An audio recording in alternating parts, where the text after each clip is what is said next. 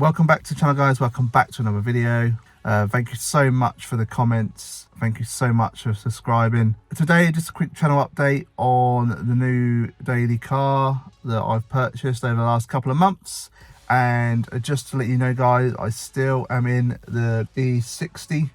It hasn't gone anywhere. The estate 520D is gone, but this 530 is still with me, and it now has a gloss black piano interior, which I can't wait to show you guys, but it looks amazing, really does.